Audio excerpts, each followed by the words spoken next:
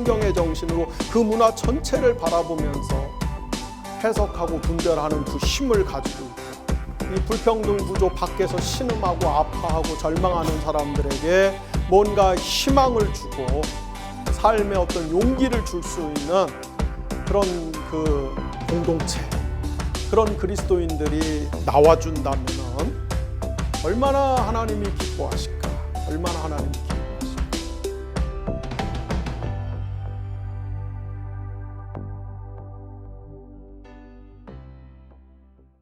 네, 안녕하세요. 안녕하세요. 네, 추석 명절 잘 보내셨어요? 네. 명절이 4일밖에 안 돼서 여러분들 입장에선 좀 아쉬울 것 같습니다. 저처럼 사업하거나 자영업 하시는 분들은 4일이면 딱 적당한 명절인데 직장 생활 하시고 그런 분들은 조금 아쉽죠. 그러니까 어쨌든 며칠이라도 좀 잘 쉬셨으면 좋겠습니다. 네. 자, 오늘 스바냐서 같이 공부할 건데요. 스바냐라고 하는 이름의 뜻은 하나님께서 숨기시다, 야훼께서 숨기시다, 그런 뜻입니다. 하나님이 환난 날에 하나님이 사랑하시는 하나님의 백성을 이렇게 숨기셔서 보호하시고 돌보시는 그런 의미가 있습니다. 그러니까 하나님께서 귀하게 여기시고 소중하게 여기셔서 어떤 고난이나 환난으로부터 그 사람을 특별히 보호해 주시는 그 뜻이 스바냐다, 이렇게 이야기할 수 있고요. 예언자 스바냐는 16명의 예언자 중에 1장 1절 보시면 아시겠지만은 유일하게 그 족보가 4대 선조까지 올라가는 그런 족보를 가지고 있습니다. 그래서 히스기야, 아마랴, 그달랴, 구시, 그리고 스바냐. 스바냐 위에 4대 손이 소개가 되고 있고요. 히스기야 왕의 후손이기 때문에 스바냐는 왕족이겠죠. 그래서 우리가 스바냐서를 읽어보면은 스바냐의 관심이 주로 예루살렘에 대한 그리고 상당히 어떤 귀족들, 고위 가문들의 그 삶에 대한 굉장한 이해를 가지고 있는 것을 볼 수가 있습니다. 스바냐가 요시야 임금 때 활동을 했다, 이렇게 되어 있죠. 그래서 기원전 640에서 609년 요때고 유명한 종교 개혁가죠. 요시야 왕이 등장하기 이전에 당시 유다 사회는 정치적으로는 친아시리아파, 반아시리아파로 나누어져서 굉장한 그 암투, 내분, 권력 다툼이 벌어지고 있었고요. 또 우리가 다른 예언서도 공부할 때 많이 봤지만은 우상 숭배가 극심했고 사회 정의가 땅바닥에 떨어졌고 종교 혼합주의가 넘쳐나고 이런 그 영적으로나 사회적으로 정치적으로 굉장히 혼란한 그런 때였습니다. 그러다가 이제 640년 무렵에 아시리아의 세력이 약해지기 시작하죠. 우리가 나훔서 공부할 때 봤지만은 기원전 7세기 이제 중반에 에살핫돈이라고 하는 아시리아의 왕에게 두 아들이 있었는데 하나가 아수르 바니팔, 하나가 사마시슌 우킨이라고 하는 두 명의 아들이 있었는데 에살핫돈이 아수르 바니팔에게는 아시리아를 물려주고 사마시슌 우킨에게는 바벨론 지역, 갈대아 지역을 물려주는데 이 두 형제가 자꾸 다투고 싸우고 그러면서 아시리아의 세력이 급격하게 와해되기 시작을 합니다. 그 틈을 타서 요시야가 628년에 종교 개혁을 단행을 하죠. 그리고 요시야가 좀 열왕기하고 역대기에 따라서 조금 그 차이가 있는데 혹 12년, 혹 18년에 그 성전에서 제사장 힐기야가 성전을 수리하다가 율법책을 발견하면서 요시야의 종교개혁이 굉장히 탄력을 받기 시작을 해요. 네, 그러면서 이제 그 율법을 정비하고 중앙성소 제도를 완비하고 그리고 사회정의를 실현하고 이건 우리가 전에 그 신명기 공부할 때 다 살펴봤던 이야기입니다.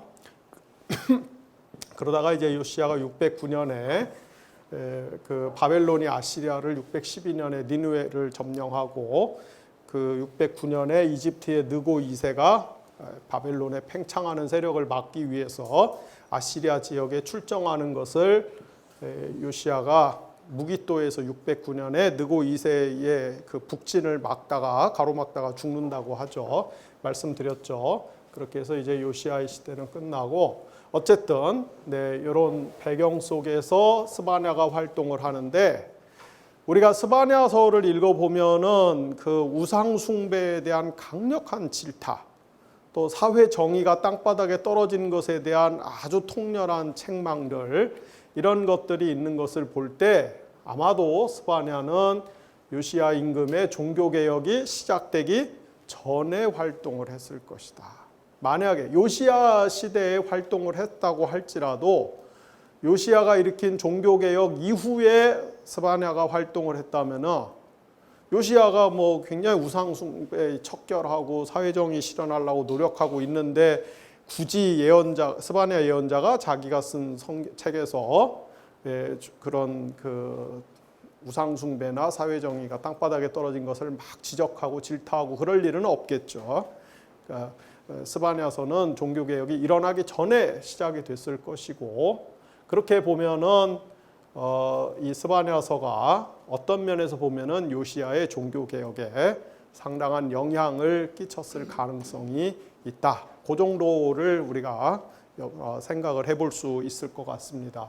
스바냐서의 메시지는 크게 두 부분으로 나눕니다.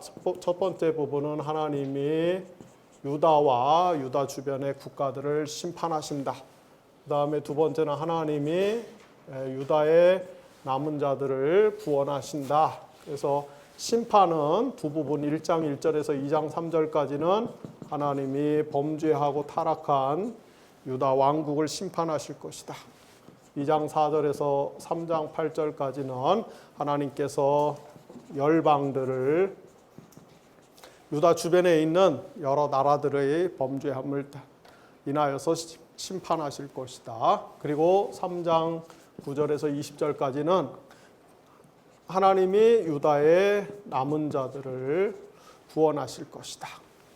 이런 이야기고요. 스바냐서도 다른 예언서들과 마찬가지로 야훼의 날이라는 표현들이 나오는데 하나님의 심판 부분에서 야훼의 날, 하나님의 날은 심판하시는 날이고 하나님의 구원 부분에서는 동일한 야훼의 날인데 하나님이 구원하시는 날이다.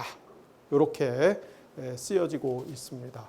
자, 1장 1절에서 2장 3절까지는 하나님이 범죄하고 타락한 유다를 심판하시겠다.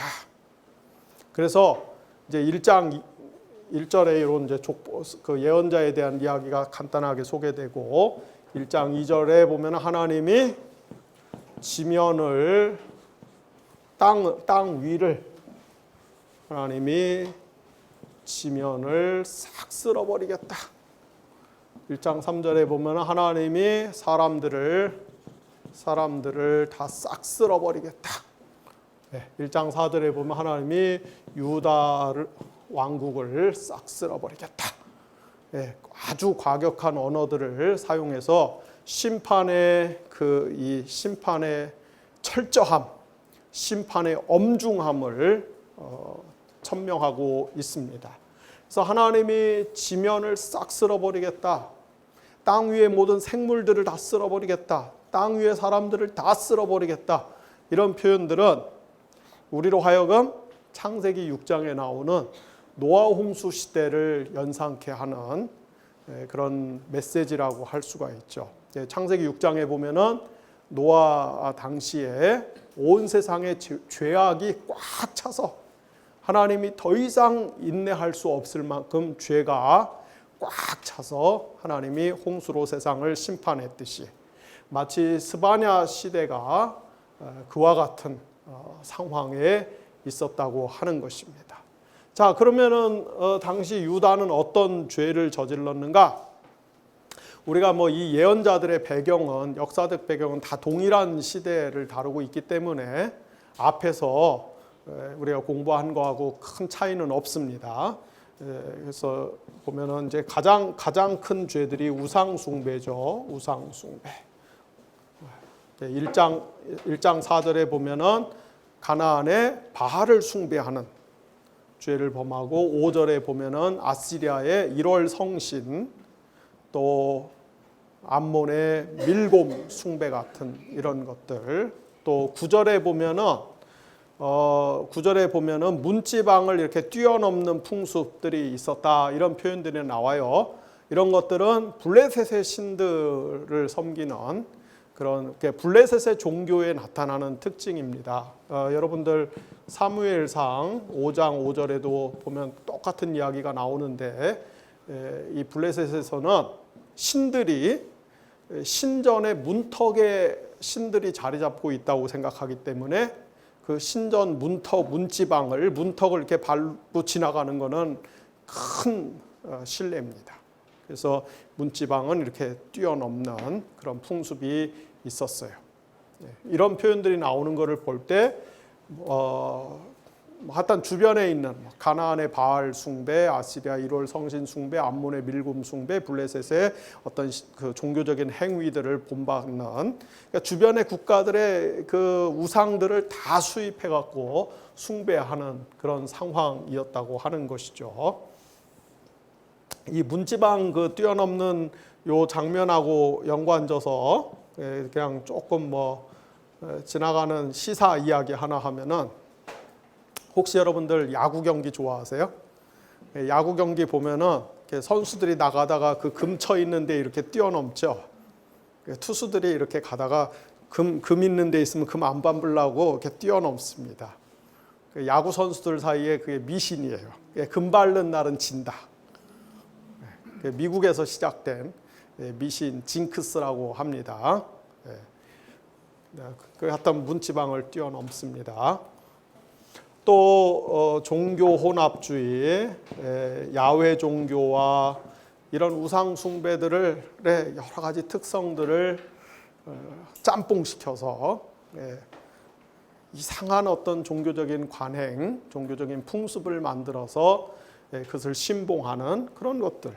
또 뭐 우리가 사회정의가 크게 훼손되었던 시대죠. 특별히 사회적인 약자들, 가난한 사람들, 힘없는 사람들, 이런 사람들을 잘 보살피고 돌보는 것이 아니라 학대하고 착취하는 이런 문화가 굉장히 만연돼 있었고, 또 이 당시에 우리가 예언서들 보면은 이 사법부의 타락이 말로도 할 수 없었던 그런 시대였습니다. 요즘 우리나라도 그 소위 검찰 개혁이라는 화두 때문에 온 정치가 다 마비될 정도로 사법 개혁이 큰 지금 화두가 되고 있는데, 사실 이제 뭐 제가 이렇게 그쪽 분야의 전문가는 아니지만은 그냥 잠깐 언급을 하면은, 그러니까 검사들이 그 헌법과 법이 허락하는 그 한도 내에서 본인들이 정당하게 권한을 쓰면은 무슨 검찰 개혁, 사법 개혁 이런 말이 필요가 없는 거죠. 근데 되게 이제 그렇게 안 되고 있기 때문에, 그래서 어떤 뭐 이렇게 범죄를 저지른 사람을 기소할 사람은 기소하고 기소 안 할 사람은 기소 안 하고, 그러면 사실 검사가 딱 자기가 해야 될 일만 하면은 검사한테 권력이 생길 여지가 전혀 없어요. 근데 왜 검사한테 권력이 생기냐? 이 검사가 기소할 사람은 안 하고 기소 안 해도 될 사람은 하고, 자의적으로 판단해서 이 검찰권을 악용하거나 오용하거나 남용하는 경우에는 그 검사의 그 힘이라고 하는 것이 엄청난 권력이 되는 것이죠. 그래서 우리나라에 이제 그런 일들이 굉장히 비일비재하고, 또 전관 예우라고 해서 뭐 그냥 한 가지 뭐 검사 저 검찰 쪽에 근무하시는 분들이 들으면 발끈하겠지만 실제로 그런 경우들이 많죠. 예를 들어서 어떤 지역에 이렇게 기업들을 싹 엮어 갖고서 검사가 혐의를 만들어서 기소를 해요. 그러면 이제 이 뭐 기업 달달달달 털면 안 나올 기업이 어디 있습니까? 다 털면 다 나오죠. 근데 이제 몇 개 한 10개쯤 묶어 갖고서 무슨 혐의를 씌워서 기소를 하면은 여기 이제 재판에 넘겨진 이 기업들이 변호사를 구해야 될 거 아니에요. 그러면 어떤 변호사를 구합니까? 이 자기들을 조사하고 있는 검사하고 친한 변호사를 구해야지 약발이 먹히는 거죠. 그러면은 이제 이렇게 저렇게 해갖고 최근에 이 검사하고 같이 근무하다가 최근에 퇴직한 검사 출신의 변호사를 찾아갖고서 사건을 맡기면은 둘이 싸바싸바 해갖고서 불기소 처분하는 걸 뭐 이렇게 해갖고서는 사건을 무마를 시켜주고, 기업하는 사람들 입장에서는 이게 검사를 국세청으로 바꾸면은 세무당국으로 바꾸면 사실 똑같은 일들이 비일비재하게 벌어져요. 그러니까 법과 헌법이 부여하는 그 범위 내에서 공정하게 검찰권 혹은 이 국세권을 사용하면은 그것이 권력이 안 되는데, 그렇지 않고 이런 식으로 사용하고 있기 때문에 안 당해본 분들 입장에서는 그 별나라 세계 이야기 같아 보일지 몰라도 실제로 한 번씩 이런 문제를 당해본 사람들 입장에서는 야, 이거 정말 개혁하지 않으면 안 되겠구나라고 하는 그런 이제 그 의분 같은 것들, 분노 같은 것들이 생기는 거죠. 제가 이런 이야기 했다고 해서 제가 뭐 당해봤다는 얘기는 아니고, 저도 이렇게 여기저기 통해서 아무래도 이제 제가 상담 같은 거 많이 하니까 또 아는 사람들 많으니까 이런저런 그 실제적인 경험담을 들을 기회들이 굉장히 많죠. 네. 뭐 어쨌든 이 시대에도 이 사법부가 권력자들, 돈 있는 사람들하고 결탁해갖고 유전무죄, 무전유죄. 돈이 있으면은 범죄를 저질러도 무죄로 빠져나올 수 있고, 돈이 없으면은 별거 아닌 죄를 져도 혹은 죄가 없어도 어떻게 저떻게 막 엮어갖고서는 사람 아주 패가망신할 수 있는 그런 일들이 많이 있었다고 하는 것이에요. 이런 상황에서 이제 그 종교 지도자의 타락, 그죠? 우리 다른 예언서 공부할 때도 많이 보지 않았습니까? 이게 아무리 세상이 이렇게 타락하고 부패했어도 그것을 하나님의 말씀의 원리와 정신에 입각해서 바로 잡아주고 책망도 하고 권면도 하고 해야 될 종교 지도자들이 오히려 이런 세력들하고 다 같이 결탁이 되어서 돈을 받고 이런 행위들을 신앙적으로 정당화시켜주는, 이것이 당시 유다 사회가 일상적으로 겪고 있었던 문화였다고 하는 것입니다. 여기에 더해서 스바냐는 이 사람들이 양심이 다 마비가 되고 이렇게 이런 짓들을 하면서도 그게 죄라고 생각을 안 해요. 죄라고. 문제의식 자체를 못 해요. 그냥 양심이 다 마비가 돼서. 그리고 이렇게 해도 하나님이 우리를 도대체 어떻게 할 건데? 야, 하나님은 우리를 복도 못 주고 심판도 못 해. 하나님 힘 없어. 그렇게 하나님을 조롱하는 그런 말들이 넘쳐나고, 이것이 스바냐 시대의 모습이었습니다. 그래서 스바냐는 이런 것을 가리켜서 당시 유대인들이 얼마나 악했는지, 얼마나 타락했는지를 가르쳐서 마치 그 포도주 속에 포도주 찌꺼기 같이. 그러니까 우리가 포도주 담으면은 그 맨 밑에는 포도 찌꺼기가 있잖아요, 그죠? 이 침전물과 같이 이 당시 유다인들의 이 정신세계, 마음, 생활, 삶, 뼛속 깊은 곳까지 악이 아주 그 밑바닥까지 들어차 있는, 악이 아주 끝까지 배겨 있는 그런 시대였다. 그런 책망을 합니다. 그러면서 뭐라고 이야기합니까? 그래서 이제 하나님이 심판하실 것이다. 심판. 어떻게 심판하실 것이냐? 1장 8절에 보면은 하나님께서 마치 제사장들이 신에게 제사를 드리기 위해서 제물을 잡듯이 하나님이 유다 사람들을 잡아갖고서 제사 제물로, 희생 제물로 바칠 것이다. 누구에게 제물을 바칠 것이냐? 하나님이 바벨론 군대에게 유다 사람들을 다 제물로 잡아갖고 바벨론 군대에게 다 줄 것이다. 1장 8절에서 그런 무시무시한 이야기를 하고요. 그 하나님의 심판은 1장 10절, 11절에 보면은 거기 보면 이제 뭐 어문, 물고기 문이라는 어문, 또 제2구역, 막데스 뭐 이런 표현들이 나오는데 이게 다 예루살렘의 대표적인 상업 지역이에요.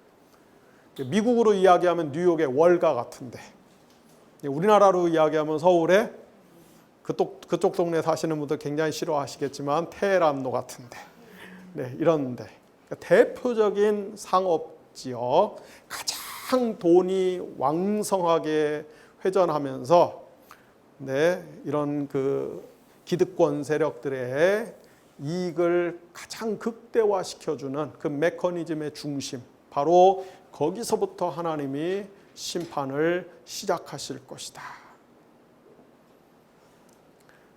하나님이 얼마나 철저하게 심판하시냐면은 1장 12절에 보면 이게 이제 유명한 말씀인데, 하나님이 등불 들고 돌아다니면서 골목골목까지 쫓아다니면서 범죄한 사람들을 다 적발해 갖고서 하나도 남김없이 심판하실 것이다. 만약에 요즘 시대에 성경이 쓰여진다면은 하나님이 핸드폰에 후레쉬를 켜서 골목골목 돌아다니면서 쓰레기통 뒤에, 가로등 뒤에 숨어 있는 사람까지 다 찾아내 갖고서 심판하실 것이다. 하나님이 등불 들고 예루살렘 거리거리를 돌아다니면서 그렇게 심판하실 것이다. 이 하나님의 심판은 너무나 철저하고 잔인하고 그리고 돌이킬 수 없는 심판이기 때문에 이 심판에서 빠져나갈 수 있는 길은 절대 없다. 그런 이야기들을 쭉 합니다. 그리고 나서 이제 2장 4절에서 3장 8절에 보면은 이스라엘 유다 주변에, 유다 국가 주변에 나라들을 심판을 하는데, 먼저는 블레셋의 뭐 가사, 아스돗, 에그론, 아스클론 이런 블레셋의 도시들을 심판하고, 암몬과 모압을 심판하고, 그다음에 저쪽 아프리카의 에티오피아 심판하고, 그다음에 아시리아 심판하고, 유다를 둘러싼 동서남북 모든 국가들을 심판할 것이다. 이들은 왜 심판을 받냐? 하나님의 언약 백성인 유다를 괴롭혔기 때문에, 유다를 학대했기 때문에 하나님이 이들을 심판하실 것이다. 참 우리 그동안에도 이런 메시지를 여러 번 살펴봤지만은 여기 굉장한 그 아이러니하고 역설이 있는 거예요. 그렇죠? 하나님이 얘들 심판할 때는 얘들이 범죄에서 심판하는데, 또 그 주변에 있는 국가들 심판하는 것은 이 범죄한 유다를 학대하고 괴롭혔기 때문에 심판한. 그래서 하나님이 유다를 심판하시긴 하지만은 여전히 이스라엘과 유다와 맺은 뭐를 잊지 않고 계시다? 언약을 잊지 않고 계시다. 이렇게 언약 답이 딱 한 번에 나올 정도 된 거 보니까 여러분들이 꽤 많이 컸어요. 반년 동안 엄청 컸습니다. 그 반년 동안 여러분들이 이렇게 벽에다가 이 신체 키를 재보시면 한 0.3cm 줄으셨겠지만 어쨌든 이렇게 신학적으로는 0.3cm 정도 큰 겁니다. 축하드립니다. 그리고 나서 그 심판이 다냐 끝이냐 그렇지 않죠. 항상 예언서는 심판의 메시지를 전하지만은 그 뒤에는 위로와 소망과 격려와 희망과 축복의 메시지로 이렇게 마무리를 짓습니다. 그래서 3장 12절 13장 12절 13절에 보면은 하나님께서 남은 자들을 이 심판의 그 잔인한 시간 속에서도 하나님이 구원할 사람들을 택한 사람들을 남겨놓으실 것인데 그 사람들은 어떤 사람들이냐? 온유한 사람들, 겸손한 사람들, 혀가 입술이 깨끗한 사람들, 행실이 올바른 사람들, 이런 사람들을 하나님이 남겨놓으시고 구원하실 것이다. 회복시키실 것이다. 그리고 3장 17절에 가면은 하나님이 이 사람들을 보면서 그리고 이 사람들을 통해서 회복된 예루살렘의 모습을 하나님이 보시면서 내가 너로 인하여 기쁨을 이기지 못한다. 내가 너에게 구원을 베풀 것이고 내가 너로 인하여 기쁨을 이기지 못한 것이다. 내가 너로 인하여 하나님이 내가 너로 인하여 노래를 부를 것이다. 얼마나 하나님이 이 흥겨움이 충만하면은 이 사람들을 보면서 하나님이 크게 기뻐하고 즐거워할 것이다. 우리가 이제 스바냐 3장 17절 오늘 강의 맨 마지막에 같이 떼창을 부를 건데 너의 하나님 여호와가 너의 가운데 계시니. 내가 노래 잘해요. 오늘 컨디션이 나빠서 그렇지. 그래서 하나님이 크게 기뻐하실 것이다. 이게 스바냐서의 그 내용 전부입니다. 그 스바냐서는 이렇게 공부 다 했고요. 다 했고 뭐 할 게 더 없어요.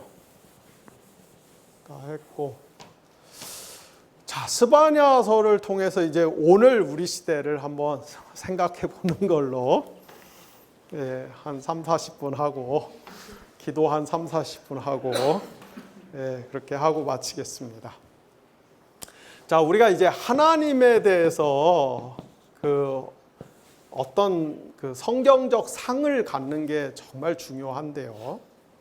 하나님 뭐 우리 하나님 믿습니다. 하나님의 자녀입니다. 하나님의 백성입니다. 뭐 하나님은 우리의 주님이시고 왕이시고 뭐 막 이런 그 이야기를 하는데 그 하나님이 도대체 어떤 존재냐? 어떤 분들은 하나님을 이 우주를 떠받치고 우주를 지탱하는 우주를 보존하고 운영하는 일종의 하나의 그 우주적 힘, 에너지, 혹은 우주의 어떤 질서를 관장하는 어떤 우주적 원리, 이런 것을 하나님으로 생각하는 경우들이 있어요. 대개 이제 철학자들이 생각하는 철학적 이해의 관점에서 생각하는 하나님 개념들이죠. 근데 이런 하나님 개념들은 사실 그 전혀 성경적이지가 않아요. 그렇죠? 성경이 이야기하는 하나님은 어떤 하나의 힘이나 에너지가 아니라 우리 이 피조물보다 훨씬 더 큰 힘을 가지고 있는 그런 어떤 강력한 에너지 파장, 원리 이런 게 아니라 성경의 하나님은 철저하게 인격적인 분으로서 성경을 통해서 우리에게 계시가 되고 있죠. 그래서 하나님은 인격적인 존재라는 얘기는 하나님이 우리가 이제 소위 말하는 지정론이라고 의를 가지고 있는 하나님이시라 이 말이죠. 하나님이 지성이 있고 감정이 있고 의지가 있는 하나님. 그래서 하나님이 이 선한 일, 의로운 일, 바른 일을 보시면은 하나님이 그 때문에 기뻐하시고 즐거워하시고 흐뭇해하시고 행복해하시고 고마워하시고, 반대로 하나님이 어떤 악한 일, 옳지 않은 일을 보시면은 하나님이 그 때문에 속상해하시고 상처받기도 하시고 슬퍼하기도 하시고 분노하기도 하시고. 여러분은 잘 모르시겠지만 하나님이 그 유머 감각도 엄청나게 뛰어난 분이에요. 예. 하나님이 이 사람들이 이렇게 웃기는 짓을 하면은 하나님도 막 그렇게 막 재밌어 갖고 웃으시는 그런 하나님이십니다. 네. 그래서 하나님에게는 이런 인격성이 있는 것이죠. 오늘 제가 그 낮에 전혀 사전 약속이 안 잡혔는데, 네, 지방에서 어떤 청년 둘이 불쑥 찾아와서 제가 갑자기 예정이 없던 그런 시간을 조금 썼습니다. 근데 불쑥 찾아와서 기도 좀 해달라고, 너무 힘들어서 살 수가 없어서 좀 도와달라고 왔다고 그러면서 기도를 해달라고 그래요. 그러니까 보니까 여기 손목에 뭐 자해도 하고 그랬더라고요. 그래서 뭐가 그렇게 힘드냐 그랬더니 뭐 이런저런 사정 이야기를 하는데 참 그 한편으로는 참 딱하고 안타깝고, 또 한편으로는 참 내가 이런 것까지 기도를 해줘야 되나 싶은 그런 생각도 들고, 뭐 제가 남 이야기여서 좀 쉽게 하는 걸 수도 있습니다만은 어쨌든 그 이렇게 팔을 근 청년은 도박을 해갖고 그동안 도박을 해서 빚을 너무 많이 진 거예요. 근데 그 도박 비용을 그 이자 23%짜리 돈을 갖다가 계속 쓰면서 계속 도박해서 날리고 있으니까 뭐 이게 걷잡을 수 없이 사태가 악화되고, 그러니까 이제 더 이상 살 수가 없구나, 내 인생은 이제 끝이다 싶으니까 그 극단적으로 그 자해를 하고 그런 것입니다. 근데 그 청년을 데리고 온 그 옆에 친구가 저보고 목사님이 기도해 주시면 이 친구가 위로를 받을 것 같아서 데리고 왔다고. 그래서 제가 하나님이 이런 경우에 뭘 위로를 해주냐? 야, 도박하고 저기 하고 있는데 하나님이 뭘 하고 위로를 해주냐? 너는 도대체 하나님을 어떻게 생각하는 거냐? 제가 그래서 그런 표현을 썼어요. 니네가 생각하는 하나님은 예를 들어서 자판기에 콜라도 있고 사이다도 있고 오렌지 주스도 있고 뭐 여러 가지가 있는데 그냥 내가 여기 누르면은 사이다 나오고 여기 누르면 콜라 나오고 여기 누르면 주스 나오고, 니네가 생각하는 하나님은 그런 하나님 아니냐? 그냥 니네가 지금 필요한 거 딱 갖다 누르면은 니네가 필요로 하는 위로와 소망과 격려와 사랑과 돈과 그런 게 딱딱 니들 앞에 떨커덩 나오는 그런 하나님, 세상에 그런 하나님이 어딨냐? 그리고 도박해갖고서 자꾸 그렇게 계속 깊은 수렁으로 빠지는데 그런 거 위로해주는 그런 하나님이라고 하면은 그거는 신앙이 아니라 마약이지. 내가 니들이 나한테 지금 뭐 마약 좀 놔달라고 온 거지, 내가 니들한테 무슨 기도를 해줘. 제가 좀 야단을 쳤어요. 야단을 치고, 그래도 또 지방에서 여기까지 올라왔는데 그냥 돌려보내기 너무 불쌍하고 미안해갖고 제가 또 뭐 하나님이 그래도 어떻게 좀 살 길을 열어달라고 간절히 기도를 해주기는 했습니다만은,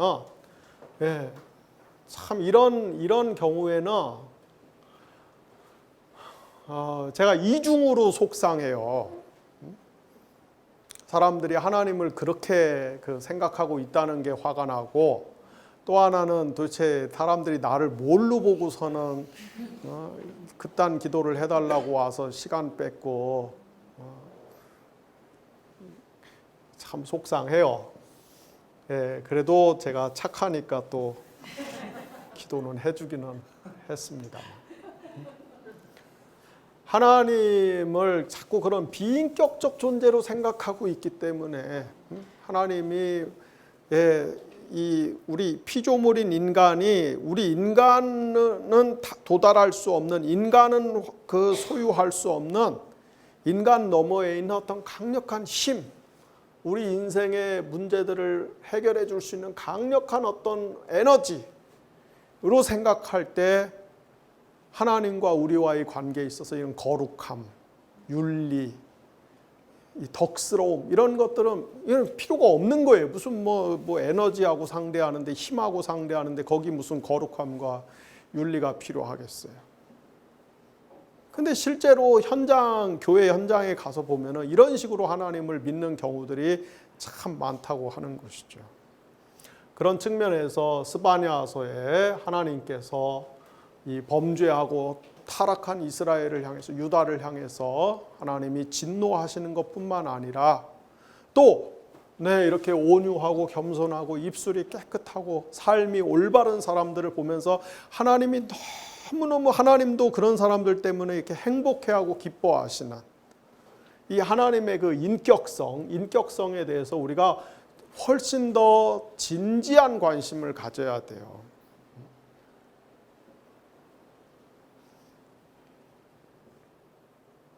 자, 그런데 하나님이 우리를 인간을 도대체 창조하신 목적이 뭐냐? 성경이 쓰여지던 시대, 이 고대 중동에서는, 중동 지역에 이제 많은 신화들이 있어요. 창조 신화들이 있는데 그 창조 신화들의 공통된 특징은 신들이 인간을 만드는 거예요. 신들이 인간을 만드는 가장 큰 목표가 뭐냐? 가장 큰 이유가 뭐냐? 뭐 이런 거죠. 신들의 세계, 이 고대 중동의 이 신화들을 보면 신들의 세계에도 위계 질서가 있어요. 제일 높은 신들이 있고 그 밑에 하급 신들이 있어요. 이 하급 신들 밑바닥에 있는 이 신들의 피라미드의 밑바닥에 있는 신들이 하는 일들이 뭐냐면은 한마디로 잡일, 허드렛일 이런 거 신들이 하는 거예요. 이 하급 신들이 자기들 신세가 너무 고달프고 딱한 거야. 그래서 이제 최고 신한테 막 애원을 하고 하소연을 하죠. 우리를 이 고달픈 노동에서 좀 해방시켜 달라고. 그래서 이 하급 신들의 이 노동을 대신할 존재로 만든 게 인간이에요, 인간. 그래서 인간을 창조해 갖고 원래는 이 하급 신들이 하던 허드렛 일들, 잡일들, 귀찮고 힘든 일들, 죽어라 해도 성과는 안 보이는 그런 일들, 이런 일들 인간한테 시키려고 인간 만든 거예요. 이게 고대 중동 지방의 신화들에 나오는 인간 창조의 목적입니다. 근데 우리가 성경을 보면은 완전히 이런 세계관과 똑같은 중동 지방에서 창조 이야기가 나왔는데 성경의 인간 창조 이야기는 이런 세계관하고 완전히 다른 거죠. 성경은 하나님이 인간을 만드실 때 하나님의 형상으로 만드셨다. 노예로 부려먹으려고 만든 게 아니라 하나님의 형상, 하나님을 닮은 특별하고 거룩한 존재로 만드셨다. 이 형상됨에는 여러 가지 뜻이 있지만은 최근에 구약학회에서 가장 강력하게 오보되는 해석은 통치.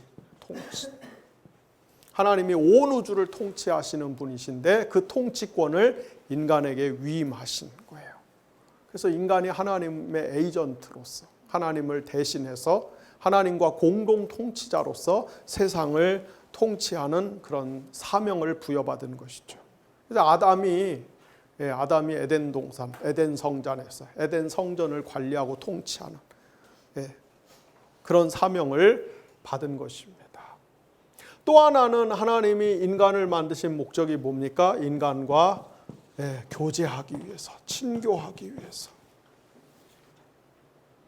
인간과 사귀기 위해서. 다른 중동의 신화들은 신이 인간을 만든 목적이 뭐라고요? 인간을 부려먹으려고, 착취해 먹으려고. 근데 성경은 하나님이 인간을 만드신 목적이 인간과 친교를 나누기 위해서.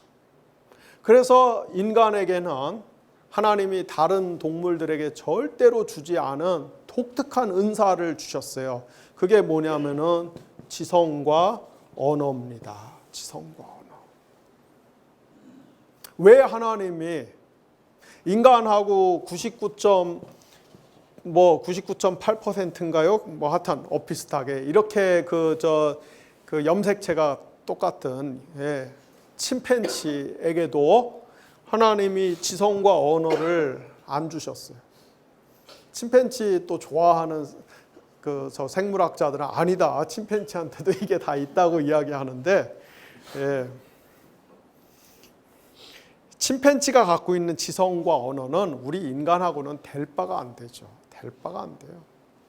이 인간에게 주신 지성과 언어는 정말 독보적인 것입니다. 그래서 이 지성과 언어, 인간이 하나님의 형상이라는 아주 중요한 특성이죠. 왜 하나님이 지성과 언어를 인간에게 주셨느냐? 하나님하고 친교할 수 있도록, 우리가 생각하고 판단하고 우리가 그걸 표현하고, 그래서 하나님하고 굉장히 깊은 친교를 나누는 것이죠. 하나님이 저하고 여러분에게 이 지성과 언어를 주시지 않았다면 우리가 어떻게 하나님께 예배하고 하나님을 찬양하고 무엇보다도 어떻게 하나님께 기도할 수 있겠어요? 불가능하죠.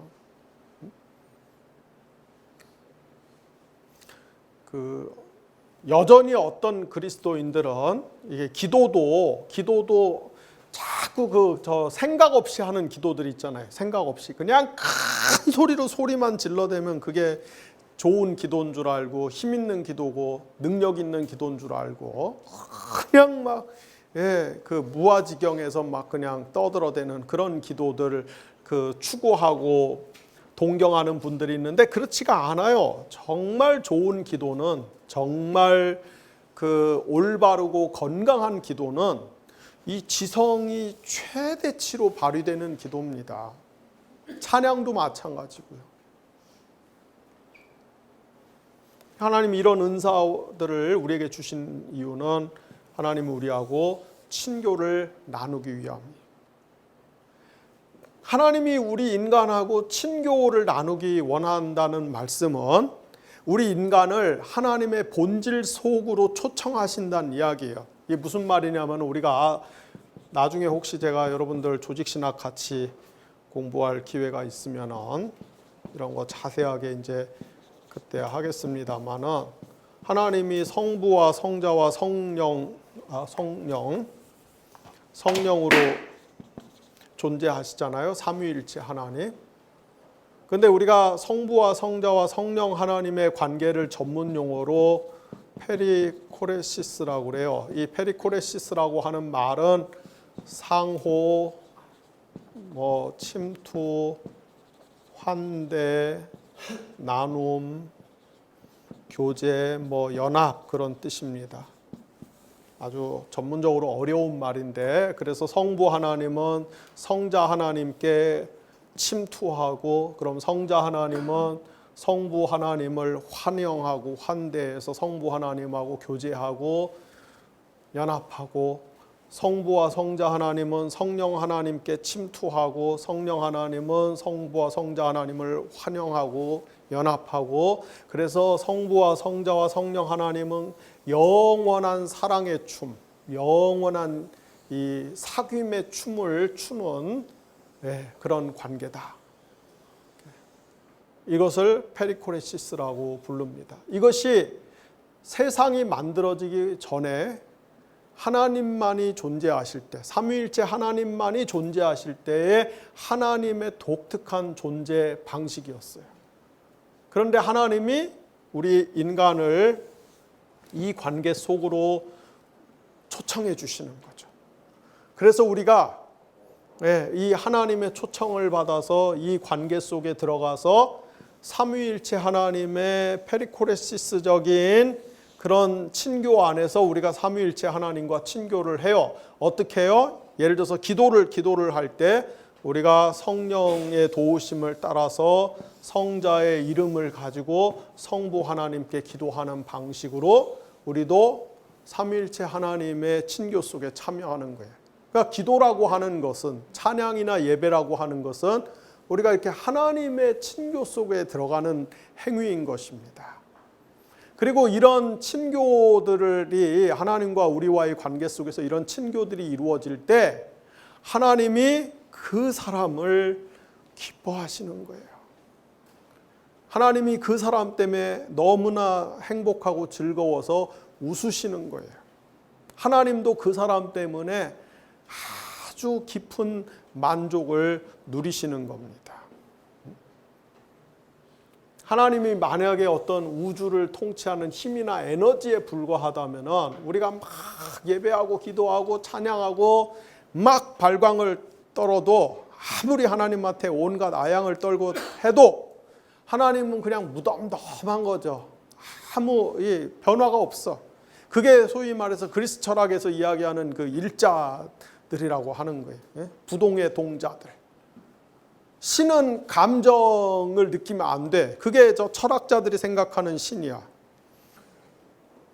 감정이라고 하는 것은 감정은 항상 이 변화를 전제하죠. 변화를 포함합니다. 여러분들이 오늘 아침에 일어나 갖고서 너무 기분이 좋았는데 점심 때 기분이 잡칠 일이 생겨 갖고서 확 다운이 됐다가 저녁 때 또 내 얼굴을 보니까 막 다시 기분이 업이 돼 갖고서 그렇게 감정은 하루에도 여러 번 그렇게 반대로 나는 하루 종일 기분이 좋았는데 저녁에 여러분들을 보면서 기분이 완전히 잡쳐 갖고서 이렇게 우리 기분은 감정은 이렇게 변화무쌍해요. 그래서 신이 감정을 갖고 있다, 감정을 느낀다고 하는 것은 신이 변한다느냐. 그 신은 변하면 안 되는 거예요. 그러면 우주의 근본 어떤 원리나 질서가 깨지는 거예요. 그리스 철학에서 생각하는 신들은 항상 이 변화가 없는, 감정을 느껴서는 감정 자체가 없는 그런 존재들이에요. 성경 그렇게 이야기하지 않아요. 하나님이 성부와 성자와 성령 하나님이 너무나 놀라운 그 사랑의 감정 속에서 깊은 연합을 누리듯이, 그리고 하나님 밖에 인간을 창조하셔서 그 인간과도 이러한 교제를 나누기를 원하시는 하나님이시기 때문에 우리의 존재가 하나님께 큰 기쁨이 될 수도 있고, 이거는 뒤집어서 이야기하면은 우리가 하나님의 마음에 씻을 수 없는 고통과 상처를 줄 수도 있고, 우리 인간은 하나님과의 관계에 있어서 그런 존재라고 하는 것입니다. 그러니까 당연히 하나님의 백성인 저와 여러분은 한 번밖에 없는 이 귀한 인생을 살면서 우리의 이 삶의 지고의 목표가 뭐야 되는가? 우리가 인생을 사는 가장 높고 가장 귀한 목표가 무엇이어야만 하는가? 한마디로 하나님을 기쁘시게 하는 삶을 살아야 된다. 하나님을 기쁘시게 해드리는 존재가 돼야 된다, 이 말입니다.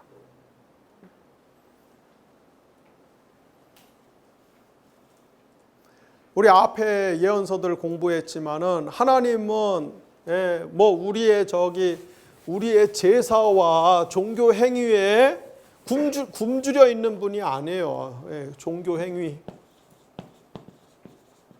하나님은 우리 종교 행위에 이렇게 굶주려 있는, 허기져 있는, 우리의 종교 행위를 못 잡아먹어서 못 받아먹어서 안달이 나 있는 그런 종교 포식자가 아닙니다. 뭐 하나님이 무슨 돈이 없어갖고 우리 헌금 못 받아서 환장했어요?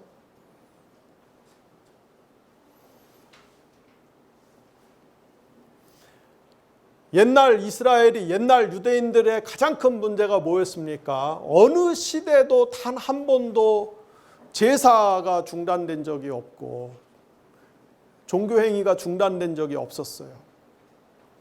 그럼에도 불구하고 하나님이 그들의 모든 종교 행위를 가리켜서 하나님이 한마디로 뭐라고 그래요? 역겹다 그러잖아요. 계속 예언서에 역겹다.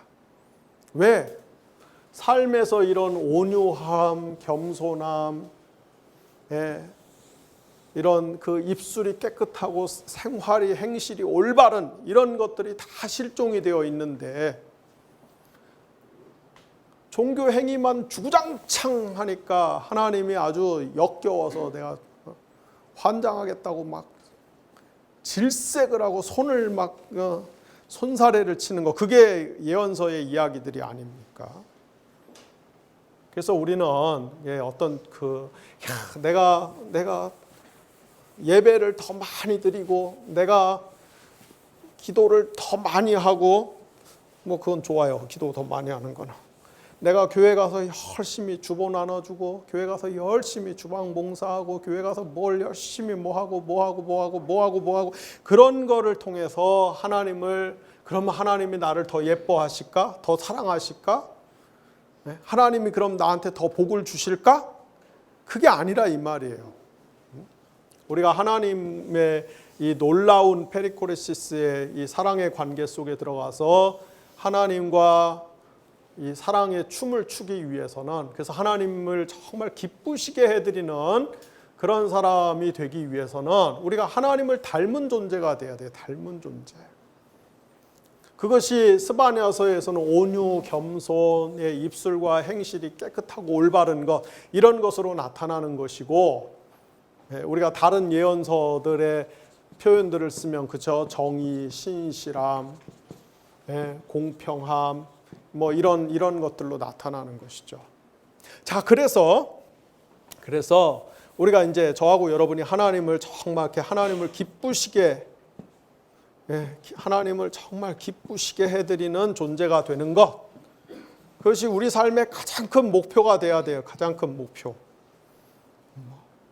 이게 제 아무리 화려한 스펙을 쌓는 것보다도, 제 아무리 강력한 권력의 정점에 올라가는 것보다도, 제 아무리 많은 돈을 손에 걸머쥐고 사는 것보다도 훨씬 더 중요한 거예요. 하나님을 기쁘시게 해드리는 사람이 되는 것, 하나님을 기쁘시게 해드리는 하나님의 자녀가 되는 것.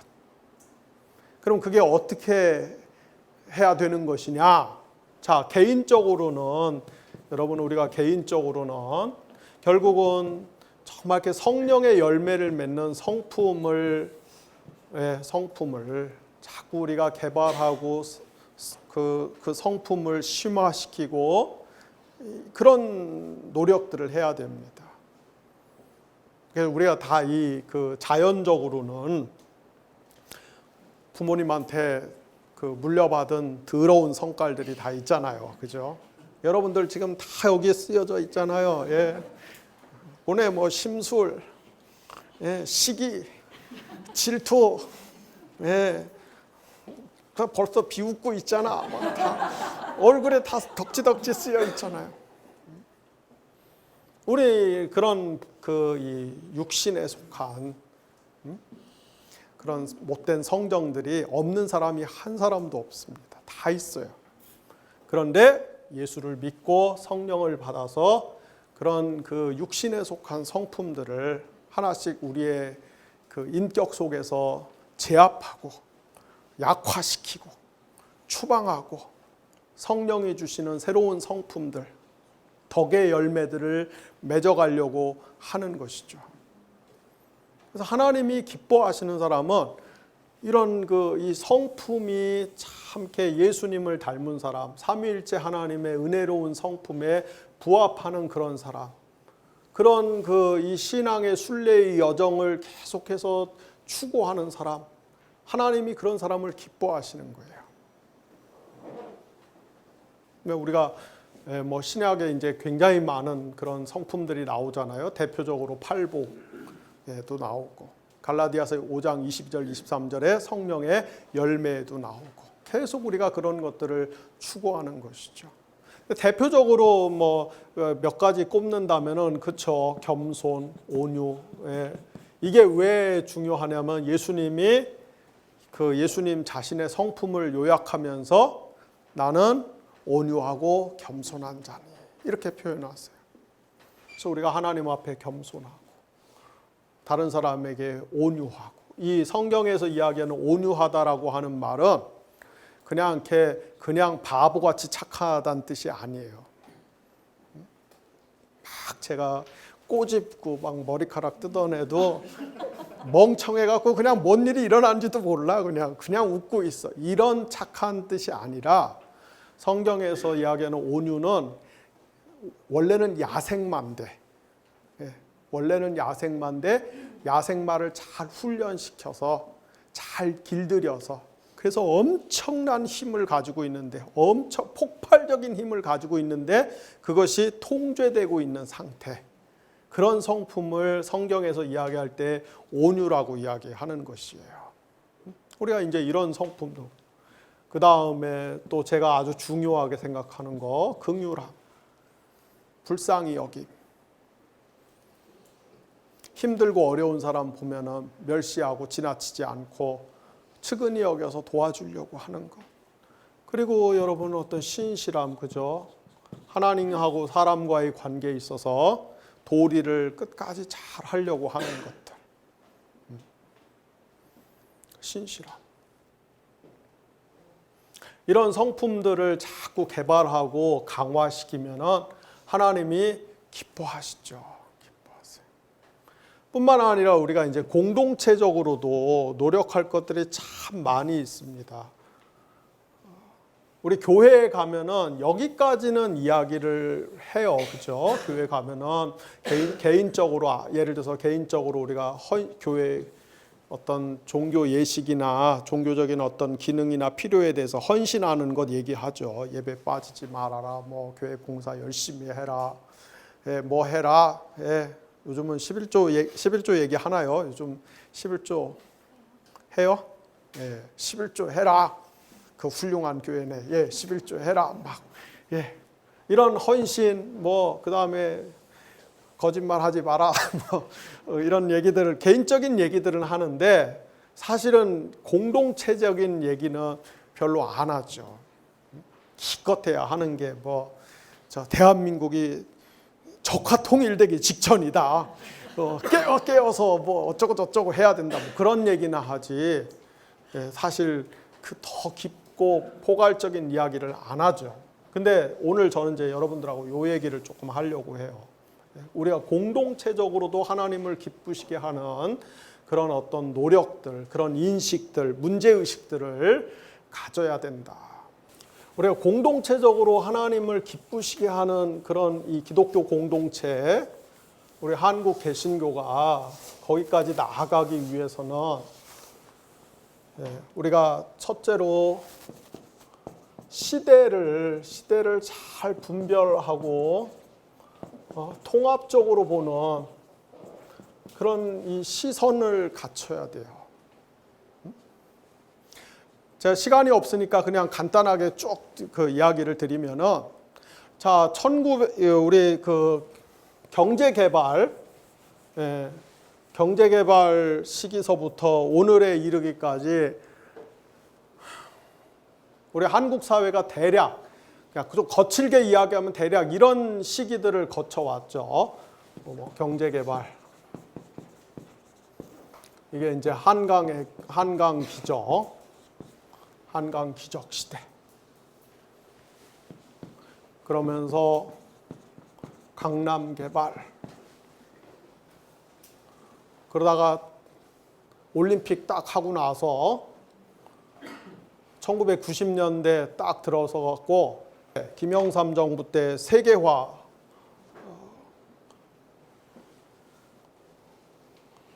신자유주의 이념이 한국 사회에 막 쏟아져 들어오고 몇 년 있다 IMF 터지고 그러면서 자기 개발 이 논리가 한동안 한국 사회 지배했어요. 그래서 죽자사자 자기 개발하려고 막 아둥바둥 하다 보니까 다 지쳐 나가 떨어져 갖고 그 다음에 한국 사회에 힐링 열풍 불었어요. 힐링. 아프지? 그러니까 청춘이야. 네. 근데 이 힐링 치유 열풍을 한동안 광풍처럼 불다가 보니까 야 이게 우리 사회의 이 밑바닥에 있는 근본적인 아픔들을 치료하는 게 아니라 예를 들어서 뭐 암이나 이런 거 걸렸는데 아프지 그러면서 빨간 약 발라주는 싸구려 힐링이구나.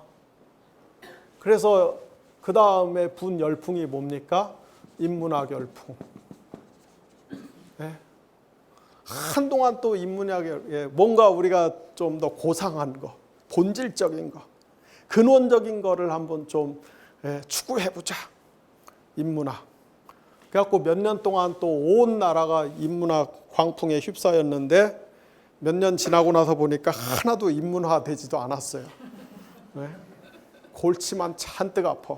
세상도 바뀌지 않고 우리 개인도 하나도 바뀌지 않고 삶의 질이 하나도 안 좋아졌어. 그래서 만사 다 귀찮아. 그냥 나 하나만 잘 신경 쓰고 나 하나만 잘 간수하고 살래. 그래서 이제 소확행 열풍이 분 거죠. 대개 이런 식으로 지난 30년 동안 한 50년 동안 한국 사회가 이런 식으로 흘러왔습니다. 그러면은 이 기독교라고 하는 것은 혹은 교회라고 하는 것은 사실은 이런 게 시대의 어떤 조류죠, 풍조죠. 인간 세상사에서 그냥 변화무쌍한 흐름들이에요. 기껏해야 뭐 한 10년, 15년, 요즘은 그 사이클이 워낙 또 줄어들어갖고 뭐 5년, 3년 만에 확 트렌드가 바뀝니다. 그런데 복음이라고 하는 것은 사실 이 위에서 이 모든 것들을 포괄하고 비판적으로 해석하고 평가하고 변혁시키고 심지어 심판하는 그게 하나 그 위에서의 이 세상 문화와 사조들을 재해석하고 재구성해 주는 것이 복음이고 하나님 나라의 시선인 거예요. 그런데 지난 50년 동안에 혹은 지난 30년 동안에 한국 교회가 걸어온 길을 보면은 그런 그 힘이나 능력이 전혀 없었어요. 전혀 없었어요. 오히려 교회야말로 철저하게 이 사이클하고 같이 그 궤를 같이 해서 어떻게 보면은 이것을 가장 잘 이용하기도 하고 어떤 면에서는 가장 이 사이클의 혜택을 수혜를 보기도 하고 철저하게 이런 것들을 하나의 말이라고 한다면은 이 말에 올라타 갖고서 경주를 즐겼던 것이 교회입니다. 그래서 우리가 경제개발 시대 때는 교회의 메시지, 교회의 철학, 교회의 어떤 최고의 가치관이 뭐였어요? 예수 믿고 복 받자. 예수 믿고 복 받자.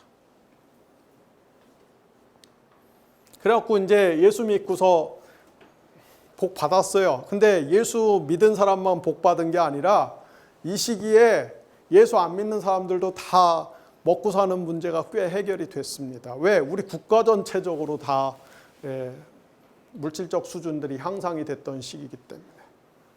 그러면서 이제 경제개발 그 말미에 끝자락에 가서 강남이 집중적으로 개발이 되고 강남이 한국의 중심이 되고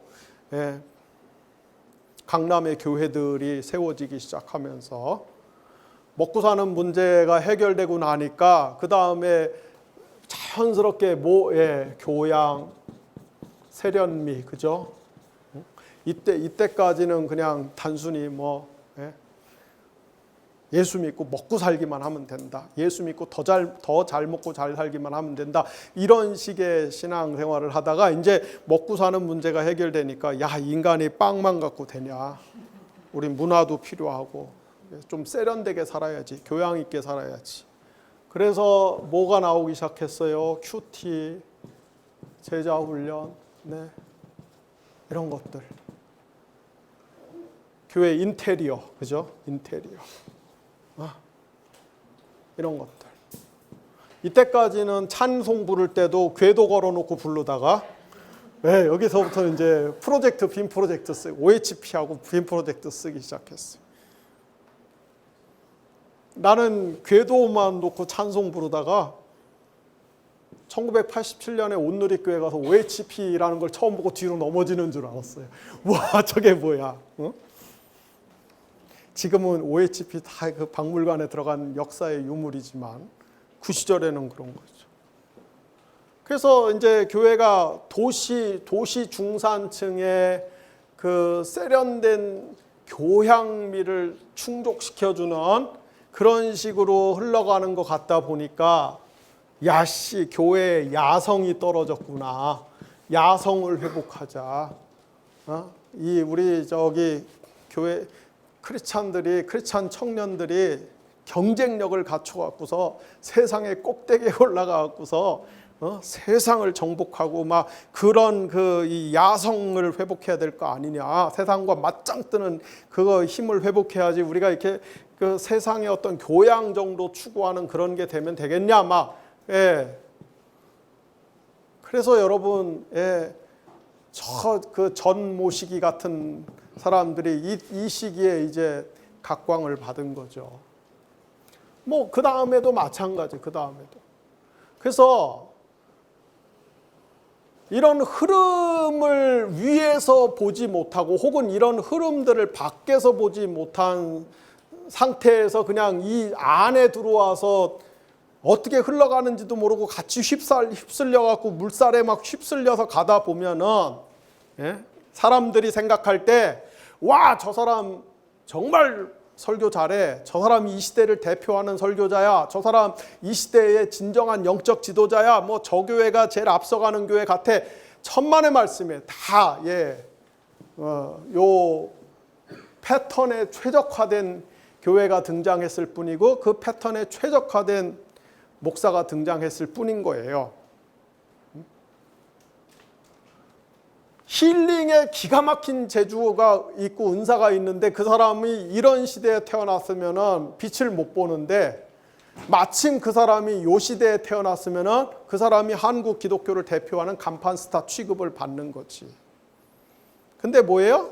몇 년 지나가면은 그거 다 무용지물이야. 워낙 지금 트렌드가 빠르게 변하고 있기 때문에. 또 한 가지 문제는 여러분 세상은 지금 계속 어쨌든 그래도 뭔가 새로운 트렌드를 찾아서 갑니다. 그런데 교회는 제가 볼 때 여기까지 오고 여기서 더 이상 못 넘어가요. 인문학 너무 벅찬 거야. 네, 현장 교회 목사님들이 인문학적 소양을 갖춰서 설교한다. 이거는 한국 교회 목사님들한테는 넘사벽인 거야. 넘사벽. 그러니까 여기까지는 어떻게 자기 개발하고 힐링까지는 흉내를 내면서 엉금엉금 뒤쫓아왔는데 인문학서부터는 이제는 세상을 앞서가는 건 둘째치고 세상을 쫓아가는 것도 벅차게 됐어요. 그래서 퇴행이 일어나. 여기서부터 뭘로? 다시 경제개발로 돌아가. 그런데 경제개발로 돌아가는데 먹고 사는 거 갖고는 이미 다 먹고 사는 문제가 어느 정도 해결됐다고 보니까 먹고 사는 화두는 그거는 재활용을 못하고 뭘 갖고 나옵니까? 반공 갖고 나오는 거지. 반공. 이 시대에 먹고 사는 거 반공 두 개가 대표적인 화두였는데 오늘날 교회 안에 왜 그렇게 극우 스피커들이 많고 반공 이 이슈가 교회 메인 화두가 됐냐? 제가 볼 때는 완전히 퇴행을 하고 있는 거예요. 퇴행. 여기 인문학서부터 딱 못 쫓아오는 거예요. 철학, 역사, 사회학 알아야 인문학 흉내라도 되지. 안 되는 거지. 그래서 우리가 이렇게 그 시대의 물결에 그냥 푹덩 빠져갖고서 휩쓸려 가는 것을 마치 이렇게 그 자기가 시대와 잘 조화를 이루어서 함께 보조를 맞춰갖고서 시대적 사명을 감당하고 있다. 이렇게 생각하면 안 되고, 우리 기독교는 근본적으로 이런 것들 위에서 이런 것들을 크고 넓게 바라보면서 재구성하고 재해석하는 그 힘이 있어야 돼, 힘. 그게 뭐냐? 그게 결국은 신학의 힘이에요, 신학의 힘. 그리고 성경 해석의 힘이고. 여러분, 우리가 지금 바이블 클래스 쭉 계속 해오면서 그런 힘들을 키우기 위해서 이 공부를 하는 거예요. 시대와 역사와 문화와 상황을 초월해서 어떤 시대, 어떤 상황에서도 보편적인 그 의미를 갖는, 보편적인 메시지의 힘을 갖는 이 성경을 보는 눈, 이 눈을 갖춘 다음에 우리가 이런 시대들을 상대화시키는 그런 그 공동체적인 어떤 노력들, 공동체적인 움직임들, 운동들이 있어야 돼. 그런 그리스도인들이 나와줘야 돼요. 나와줘야 돼. 이게 안 되고서 그냥 세속의 흐름에, 이 세상 사조의 흐름에 같이 휩쓸려서 정신없이 가고 있으면서 개인적으로 혼자만 온유하고 혼자만 겸손하고 혼자만 거짓말 안 하고, 그 개인을 놓고 보면은 괜찮은 사람이지. 그러나 집단과 공동체를 놓고 보면은 그 교회는 역사 속에서, 사회 속에서, 큰 구조 속에서 하나님을 기쁘시게 해드리게 역부족이라 이 말이에요. 자, 또 하나, 제가 지지난 시간에 계속 언급을 했지만은 이 공동체적인 문제와 관련해서 제가 말씀드렸던 거 다시 한번 좀 복습을 하면은, 오늘날 우리 한국 사회 이 세대 계급 간의 엄청난 이 불평등 구조, 이 한국 사회의 자산 파이의 상당수를 산업화 세대가 차지하고 있고, 또 상당수를 소위 말해서 민주화 세대, 이게 386 세대, 1930년대 이후 세대가 차지하고 있고, 아주 조그만 여지들, 이거를 1980년, 90년, 2000년 세대가 나눠 먹으려고 하니까 이 격차가 너무 크니까, 이 구조 모순이 너무 크니까 젊은 세대가 한국을 가리켜서 헬조선이다 이렇게 부른다 이 말이죠. 2015년 1월 9일 날 카이스트에서 무슨 발표회를 했는데 그 주제가 우리는 어떤 미래를 원하는가? 우리는 어떤 미래를 원하는가? 근데 거기 설문조사에 참여했던 청년들의 42%가 붕괴, 새로운 시작을 원한다. 엄기호라고 하는 사회학자가 있는데, 이분이 쓴 책 중에 제가 제목이 정확하게 하지 않지만 나는 새로운 리셋을 원합니다라는 그런 제목의 책이 있어요. 그런 제목의 책. 이분이 그 책을 쓰기 위해서 많은 청년들을 만났는데, 청년들한테 네가 원하는 게 뭐냐, 네가 진정으로 원하는 게 뭐냐. 그래서 대부분의 그때 청년들한테 가장 많이 들었던 이야기가 싸그리 망했으면 좋겠다. 청년들이 그런 대답을 했다고 그래요.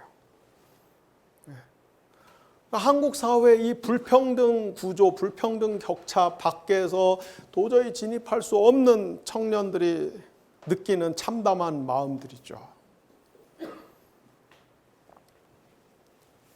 그러면은 왜 우리 그 기성 세대가, 예를 들어서 산업화 세대, 민주화 세대가 이거를 다 점유하고서 그리고 자기들이 갖고 있는 것은 학벌, 부동산을 통해서 자기 육신의 혈육들에게만 온갖 편법을 동원해 갖고 대물림해주고 요 나머지 아주 바늘구멍만한 그런 여지만 남겨놓고 있는 이게 어디에서 비롯됐는가? 뭐 여러 가지가 있겠지만은 농경문화, 한국의 이 농경문화 때문에 그런 것이다.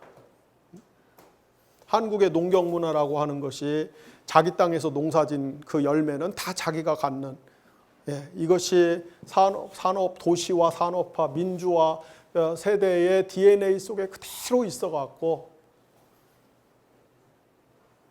공동체를 위한 어떤 공동 자산을 만든다는 아이디어라든지 그런 정치적인 실험들, 의지들이 전혀 우리 사회에서 그동안 논의조차도 안 됐던 것이죠. 근데 여러분, 제가 지금부터 말하려고 하는 것이 1890년에서 1910년 어간에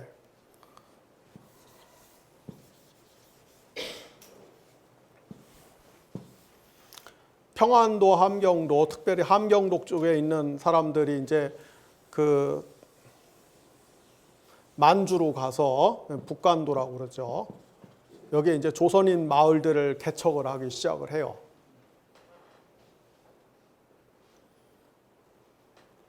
가장 대표적인 것이 1899년에 김야견이라고 하는 분이 함경도 쪽에 있는 사람들 140명을 데리고 북간도에 들어가서 마을을 세우는데 그 마을이 명동마을이죠.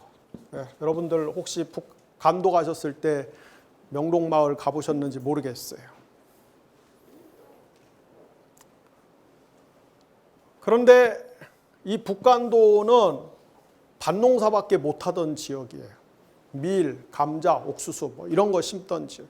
근데 한국 사람들이 들어가서 물길을 만들어 갖고 논농사를 지을 수 있는 논으로 변화를 시켰어요. 이때 예를 들어서 김야견 같은 분이 주축이 된 명동마을에서는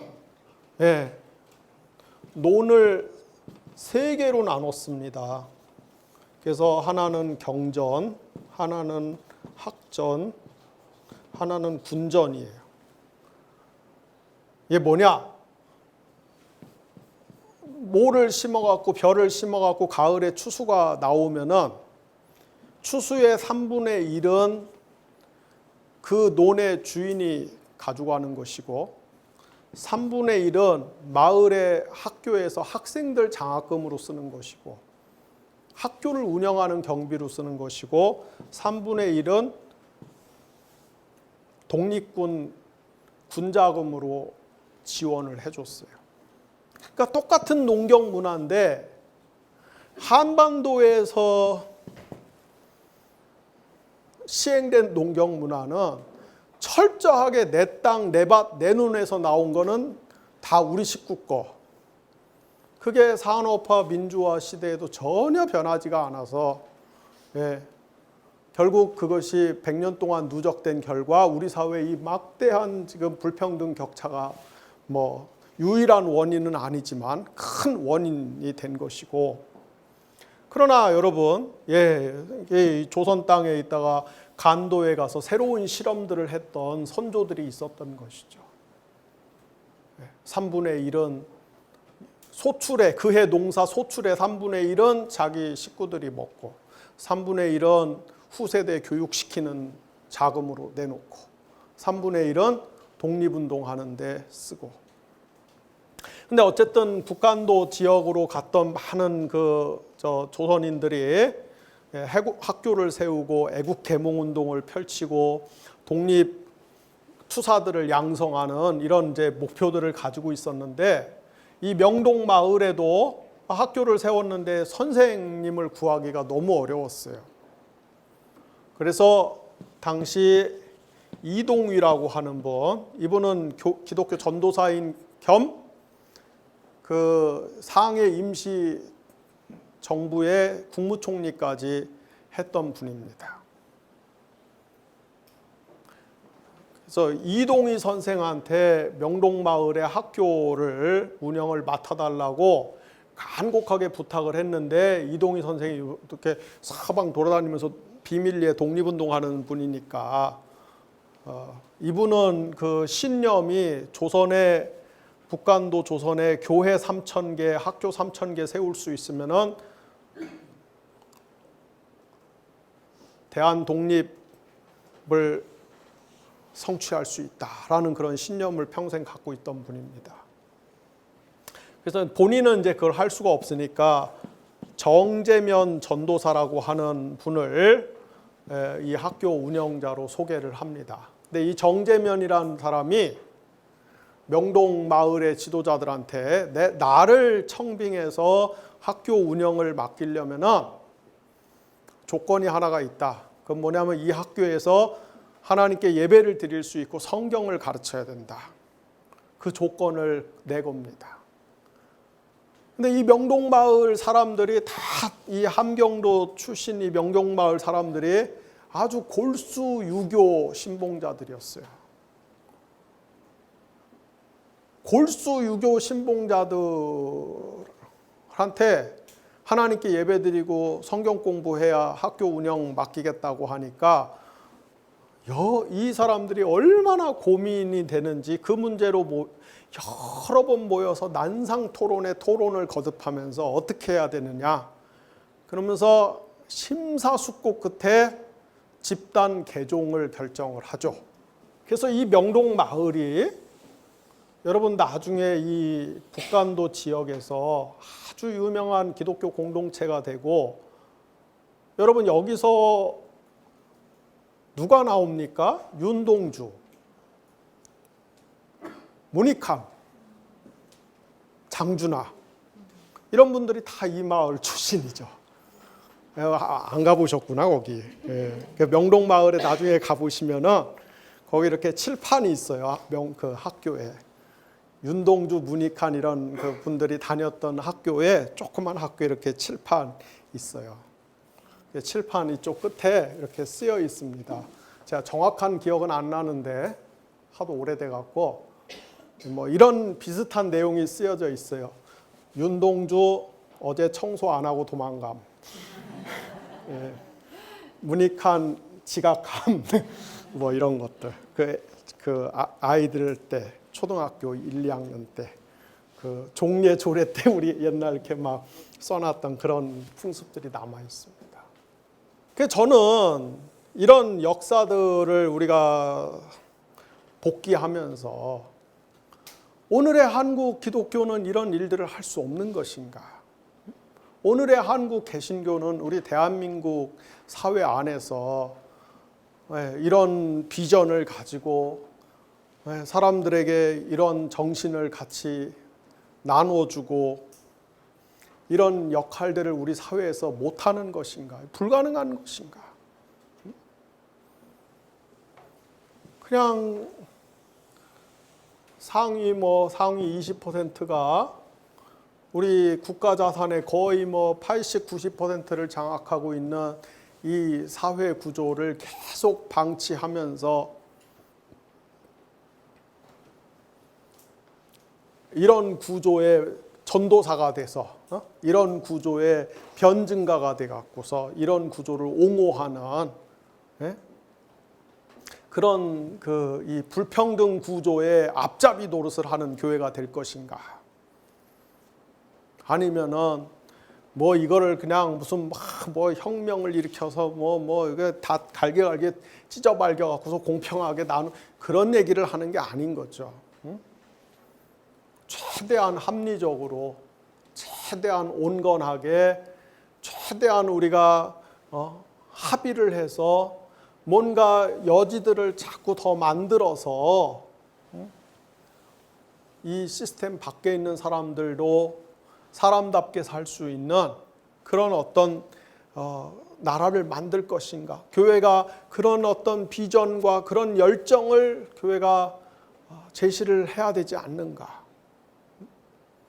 저는 그런 그리스도인들이 나오고 그런 교회가 나온다면은 정말 그거야말로 우리 시대에 하나님이 얼마나 기뻐하실까. 하나님이 개인적으로는 참 온유하고 겸손하고 신실하고, 공동체적으로 봤을 때는 이런 계속 3년, 5년, 10년 단위로 변화무쌍한 그런 이 세상 사조나 문화의 물결에 휩쓸려서 똑같은 흉내를 내는 것을 마치 무슨 슈퍼스타 목사가 나오고 슈퍼스타 교회가 나온 것처럼 착각하는 그게 아니라 그 문화 위에서 성경의 정신으로 그 문화 전체를 바라보면서 해석하고 분별하는 그 힘을 가지고 있고, 이 구조 안에 들어와서는 많은 이 불평등 구조 밖에서 신음하고 아파하고 절망하는 사람들에게 뭔가 희망을 주고 삶의 어떤 용기를 줄 수 있는 그런 그 공동체, 그런 그리스도인들이 나와준다면은 얼마나 하나님이 기뻐하실까? 얼마나 하나님이 기뻐하실까? 제 개인적으로는 그렇게 생각을 하고 있어요.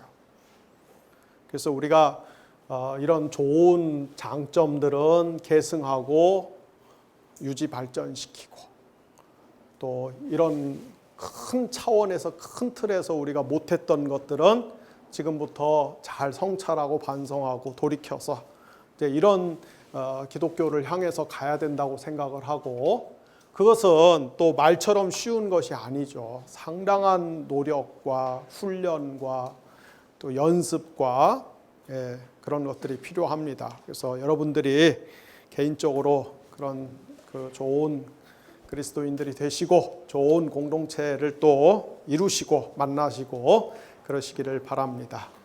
자, 우리 복음성가 찬송 하나 부르시고 기도하고 마치겠습니다.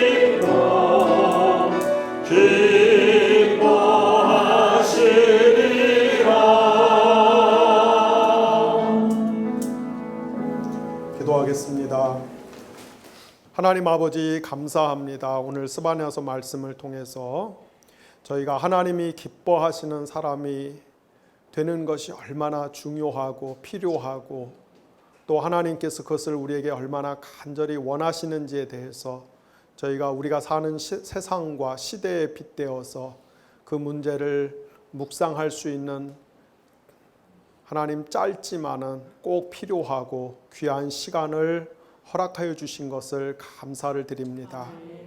하나님, 예언자 스바냐의 시대에 사방 천지에 악인이 넘쳐나고 포악하고 강포한 일들이 마치 홍수 때에 물들이 온 세상에 지천으로 꽉 차 있는 것처럼 느껴지던 시대에도 그러나 하나님이 예비하시고 구별하시고 남겨놓으신 남은 자들, 의인들, 곧 마음이 온유하고 겸손하며 입술이 깨끗하고 삶의 행실이 올바르고 그래서 하나님이 그들을 바라보실 때 너무나 기쁘고 또 기뻐서 하나님이 그 기쁨을 이기지 못하여서 하나님이 노래를 부르지 않으면 안 될 수가 없는 그런 하나님의 큰 기쁨이 되는 사람들이 있었듯이 하나님, 오늘 저희들의 세상에도 사방 천지에 악다구니가 넘쳐나고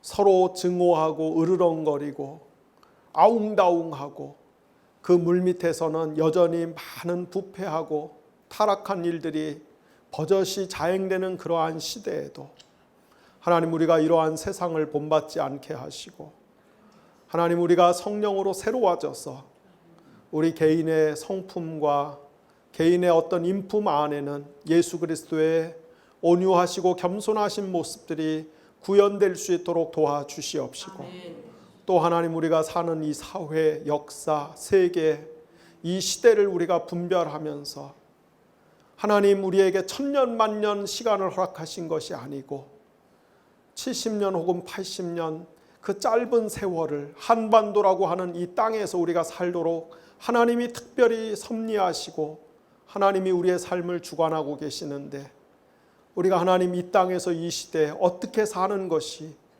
진정으로 하나님을 기쁘시게 해드리는 그리고 성경의 정신을, 성경의 원리를, 성경의 비전과 성경의 교훈을 이 역사의 한복판에서 성취해가는 것인지 하나님, 우리가 그것을 볼 수 있는 눈을 갖출 수 있도록 도와주시옵시고 그 일을 위하여 교회들이 대우각성하는 일들이 일어나게 하여 주시고 많은 교회에서 하나님, 정말 이 세대의 어떤 이념이나 이 세대의 어떤 논리나 이 세대의 어떤 풍습을 따르는 것이 아니라 하나님의 말씀의 정신과 원리를 따라서 이 세상을 성경적으로 변혁시켜 나가는 그러한 교회들, 그러한 설교자들, 그러한 하나님의 백성들, 그러한 하나님의 용사들, 그러한 하나님의 젊은 세대들이 곳곳에서 우후죽순처럼 일어날 수 있도록 성령님 강력하게 역사하여 주시기를 원합니다.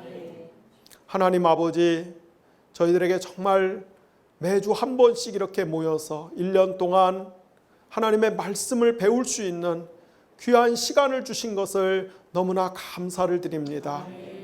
하나님, 우리가 하나님의 말씀을 대할 때 이 말씀을 수천 년 전에 우리와는 전혀 상관이 없는 저 중동 땅 한복판에서 일어난 종교 문서로 대하는 것이 아니라 이 말씀이 살아 역사하며 생명력 있고 운동력 있으며 좌우의 날선검보다 더 예리하여서 우리의 모든 생각과 사상을 쪼개고 우리의 삶을 변화시키며 우리를 새로운 사람으로 만들며 이 시대를 새롭게 창조할 수 있는 하나님의 권능 있는 말씀인 것을 깨달아서 이 말씀의 정신과 원리들이 우리의 삶을 변화시킬 뿐만 아니라 우리가 속해 있는 많은 공동체와 교회들을 하나님 이 땅을 변화시키는 하나님의 성령의 큰 통로가 되고 성령의 큰 능력 있는 무기가 될 수 있도록 하나님, 저희들에게 이 말씀의 권능들을 더욱더 강력하게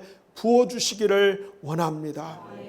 여기 많은 목사님들이 있습니다. 이 목사님들이 본인들이 섬기는 교회에 돌아가서 매주일 강단에서 하나님의 말씀을 증거할 때마다 하나님 그 말씀이 힘있고 능력 있고, 그래서 그 말씀을 듣는 성도들의 세계관과 믿음과 가치관과 삶의 의식들이 근본적으로 변화되는 역사들이 일어날 수 있도록 도와주시기를 원합니다. 하나님, 우리들의 가정과 우리들의 일터와 우리들의 삶의 현장에서 하나님의 말씀의 씨앗들이 뿌려져서 30배, 60배, 100배의 열매를 맺는 역사들이 일어날 수 있게 하여 주시옵시고, 하나님의 말씀이 처음 땅에 떨어질 때는 겨자씨 한 알처럼 작게 보일지라도 얼마 못 가서 큰 나무가 되고 많은 새들이 깃들이며 그늘이 져서 많은 사람들이 그 그늘 아래서 쉼을 얻을 수 있는 하나님의 나라가 임하는 것을 볼 수 있도록 도와주시기를 원합니다. 하나님, 저희들 이제 바이블 클래스 구약 이제 학개, 스가랴, 말라기 3권밖에 남지 않았습니다. 하나님, 10월이 되면은 저희가 이제 신약을 시작할 것입니다. 복음서를 펼치는 순간에 세례 요한이 외칩니다. 회개하라, 천국이 가까이 왔느니라. 예수님이 외치십니다. 하나님의 나라가 지금 임하였느니라. 하나님, 우리가 이제 그 시간을 향하여 가고 있습니다. 아버지, 하나님의 나라가 오는 것을, 이미 온 것을, 그리고 지금도 오고 있는 것을, 장차 완성된 모습으로 오실 것을 우리가 이미 목도하였고, 또한 지금도 보고 있고, 또한 소망하면서 나아가고 있는데, 그 하나님의 나라가 종이 위에 쓰여진 죽은 활자가 아니라 우리들의 삶 속에서, 우리들의 역사 속에서, 우리들의 정치와 경제 현실 속에서 이 땅 위에서 하나님의 통치가 놀랍게 펼쳐지며 사탄의 통치들이 무너지며 사탄의 통치들이 도망가며 사탄의 통치들이 결박되며 죄와 사망의 세력들이 꼬꾸라지며 하나님의 의와 생명과 평강의 역사가 일어나는 것을 볼 수 있도록 아버지, 저희들 기름 부어 주시기를 원합니다. 하나님 아버지, 오늘도 우리 주변에는 너무나 많은 사람들이 고통을 당하고 있습니다. 마음이 병들고 마음이 무너지고 마음이 슬프고 마음이 힘든 사람들, 오직 주님만이 치료하실 수 있습니다. 찾아가 주셔서 하나님 따뜻한 사랑의 말씀으로 위로하여 주시고, 하나님이 거룩하신 능력의 손으로 그 심장 위에, 그 가슴 위에 손을 얹어 안수하여 주시옵시고, 그 우울하고 상하고 슬프고 죽고만 싶은 그 마음에서 해방될 수 있도록 하나님이 구원의 빛을 비추어 주시기를 원합니다. 우리들의 삶을 이 모양 저 모양으로 올가매고 있는 수많은 올가미들이 있습니다. 수많은 사슬과 결박들이 있습니다. 오 주님, 어찌하면 좋겠습니까? 주님이 말씀하십니다. 사도행전 16장에 있는 아버지 빌립보 감옥에 갇힌 바울과 실라처럼 우리를 올가매고 있는 그 올가미와 사슬을 보면서 절망하며 불평하며 낙심하며 넋놓고 있는 것이 아니라 그 올가미보다 더 강하신 하나님, 그 사슬보다 더 위대하신 하나님, 우리들의 결박된 환경 너머에서 우리를 능히 구원하실 그 하나님, 그 하나님을 바라보며 찬양하게 하시고 그 하나님을 바라보며 기도하게 하여 주시고 그 하나님께 우리의 소망을 둘 수 있게 하여 주시고, 그때 하나님이 우리가 묶여있는 그 장소들을, 하나님이 그 옥토들을 흔드는 것을 보게 하여 주시옵시고, 모든 결박과 사슬이 끊어지며 해방되는 역사가 일어날 수 있도록 은혜를 더하여 주시기를 원합니다. 수많은 질병들, 수많은 삶의 난관들로부터 구원하여 주시기를 원합니다. 뿐만 아니라 하나님, 저희들이 이 험하고 악한 세상을 살기 위해서는 너무나 하나님이 주시는 지혜가 절실하게 필요합니다. 아버지, 우리는 우리의 부모에게 물려받은 지혜가 한계가 있습니다. 우리의 지성과 지능이 한계가 있습니다. 하나님, 우리가 얼마나 형편없고 볼품없는 존재들인지 하나님이 우리보다 더 잘 알고 계십니다. 주여, 누구든지 지혜가 부족하거든 하나님께 구하라. 후히 주시고 꾸짖지 아니하시는 하나님께서 주시리라 말씀하셨사오니, 이 시간 주님, 저희들에게 지혜를 부어주시기를 원합니다. 한 분 한 분 머리 위에 손을 얹어 안수하여 주시옵시고 하나님으로부터 오는 지혜들을 부어주시기를 원합니다. 세상이 감당할 수 없는 지혜들을 주시기를 원합니다. 하늘의 이치와 비밀과 섭리들을 알게 하여 주시고 땅의 모든 되어지는 일들 배후에 있는 더 근본적인 것들을 포착하며 파악하며 분별하며 꿰뚫어 볼 수 있는 영안을 허락하여 주시옵시고, 우리가 한번 듣고 보고 배운 것은 좀처럼 잊어버리지 않는 그런 놀라운 하나님 기억력과 암기력과 이해력도 허락하여 주시옵시고, 하나님이 주신 지혜를 가지고 우리가 그것을 교만의 도구로 삼는 것이 아니라 하나님 정말 세상의 많은 일들 가운데 하나님의 뜻이 무엇인지를 바르게 분별할 수 있게 하여 주시고, 하나님의 편에 설 수 있게 하여 주시고, 방황하며 헤매이는 자들을 하나님 편으로 돌이킬 수 있게 하여 주시옵시고, 우리가 올바른 지성을 가지고 올바른 기도로 하나님의 보좌 앞에 나가서 하나님을 영화롭게 하는 사람들이 될 수 있도록 은혜를 더하여 주시기를 원합니다. 하나님, 우리의 삶의 가장 근본적인 목표가, 가장 궁극적인 목표가 하나님을 기쁘시게 해드리는 것이 되기를 원합니다.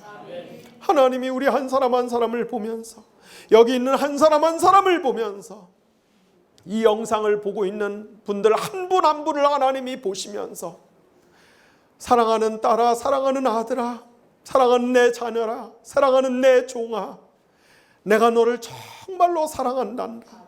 내가 너를 정말로 신뢰하고 믿는단다. 네가 내게 얼마나 큰 기쁨이 되는지, 내가 너로 인하여 얼마나 큰 기쁨을 누리고 있는지 너는 다 알 수 없을 것이라고 하나님 그렇게 말씀하여 주시고 인정해 주시는 그러한 사람들이 되기를 원합니다. 그러한 비전과 열정과 그러한 소원들이 우리들의 마음을 지배하게 하시고 우리들의 생각을 다스리게 하여 주시기 원합니다. 하나님, 돈, 권력, 인기, 명예, 안정, 평안함, 자식들, 아버지 진로 문제, 미래 문제, 하나님 우리들의 마음과 생각 속에 얼마나 그런 것들이 많습니까? 주님, 그러나 저희들의 마음의 중심에는 이제는 주님이 있기를 원합니다. 어떻게 하든지 하나님을 기쁘시게 해드리는 그 원리와 도리, 그것이 우리들의 인생의 가장 중요한 철칙이 되고 원칙이 되고 비전이 되고 꿈이 되고 목표가 되기를 원합니다.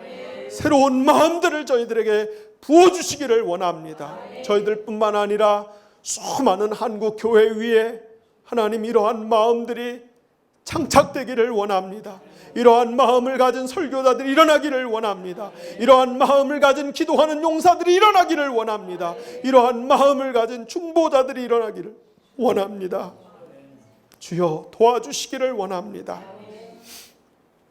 이제 돌아가는 발걸음을 주님이 지켜주시고 오늘도 평안하게 돌아가게 하여 주시고, 하나님 추석 연휴 때 쌓인 피곤뿐만 아니라 일주일의 첫날을 살 때 하나님 우리가 누구나가 다 느끼는 그 월요병 피곤함, 그 모든 것들로부터 우리가 해방될 수 있도록 도와주시옵시고, 오늘 밤에 푹 쉬시고 또 하나님 내일 아침에 너무나 원기왕성하고 씩씩하고 신나고 너무나 명랑하고 쾌활하여서 하나님이 주시는 큰 기쁨으로 살아갈 수 있도록 한 분 한 분 머리끝부터 발끝까지 하나님이 구석구석 안수하여 주시옵시고, 뼈마디, 근육, 혈관 조직, 세포 조직, 하나님 노화되고 노쇠되고 병들어 있고 아버지 기능이 저하되어 있는 모든 것들, 눌려있는 모든 것들, 답답한 모든 것들 하나님이 깨끗하고 시원하게 만져주시고 고쳐주셔서 정말로 강건하고 씩씩해서 돌아갈 수 있도록 주께서 은혜를 베풀어 주시옵소서. 예수님의 이름으로 축복하며 기도를 드렸습니다. 아멘.